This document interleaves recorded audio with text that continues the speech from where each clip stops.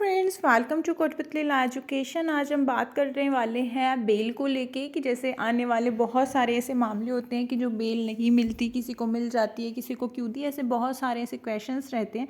तो बेल पे जो है एक सुप्रीम कोर्ट का नया कानून आया है। ठीक है, सुप्रीम कोर्ट बहुत जल्द ही जो ये बेल का जो एक्ट है 2024 ये बनाने वाली है। ठीक है, इसमें क्या है, क्यों बनने वाला है, तो ये कंप्लीट डिटेल्स इस वीडियो के थ्रू आपको दी जाएगी।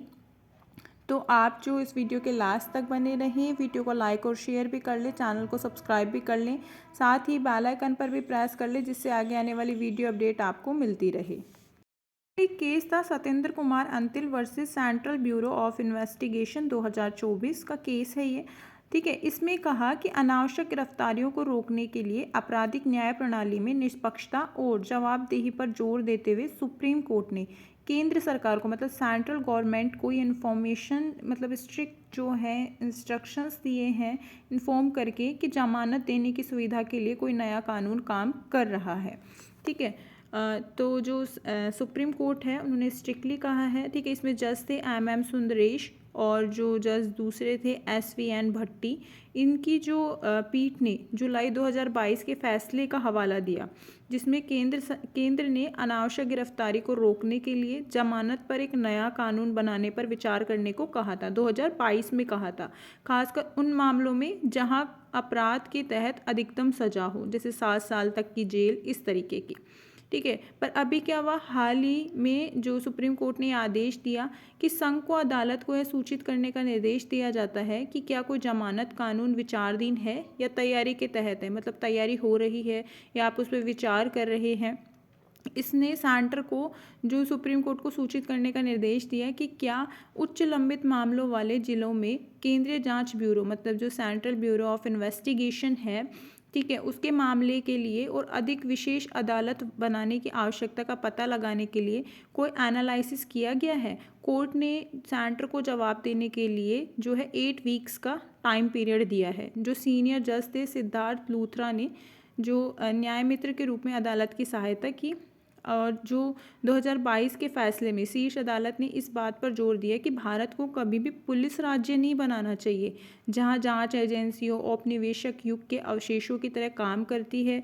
गिरफ्तारी और जमानत देने पर जांच एजेंसियों और अधीनस्थ अदालतों के लिए कई निर्देश जारी करती है।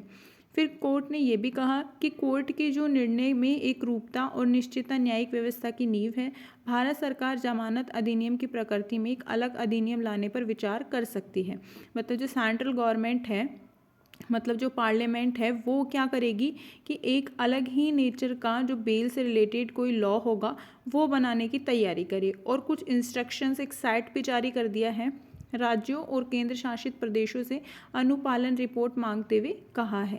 ठीक है, और कोर्ट ने यह भी कहा कि हस्तक्षेप ऐसे समय में आया जब कई गिरफ्तारी और जमानत आवेदन में लंबी देरी ने ऐसे मामलों में न्यायिक दृष्टिकोण की निष्पक्षता और प्रभावकारिता पर संदेह पैदा कर दिया। इसलिए 8 वीक्स का टाइम दिया है कि जल्द से जल्द, ठीक है, जो रिपोर्ट्स हैं वो सौंपी जाएं और जो एक्ट है वो भी लागू किया जाए। ठीक है, और जो आरोपी जो बहुत ज़्यादा लंबे टाइम के लिए जो सज़ा काटते हैं तो उनके लिए ये बेल का जो कानून है ये आना चाहिए। ठीक है, राज्य पुलिस और केंद्र एजेंसियों द्वारा नियमित गिरफ्तारियों के खिलाफ अपने निर्देशों के अनुपालन का जायजा लेते हुए 13 फरवरी के अपने फैसले में केंद्र जांच ब्यूरो को अपने उन अधिकारियों का विवरण प्रस्तुत करने का भी निर्देश दिया जिनके खिलाफ एजेंसी ने कार्रवाई की है।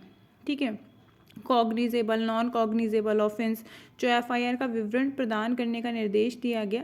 CRPC की धारा जो सेक्शन है 41, 41A, ठीक है, इस तरीके के जो मामले होते हैं उनका पालन नहीं किया गया है और परिणाम स्वरूप विवरण प्रदान करने के लिए निर्देशित किया गया। दोषी पुलिस अधिकारियों के खिलाफ आवश्यक कार्रवाई की गई।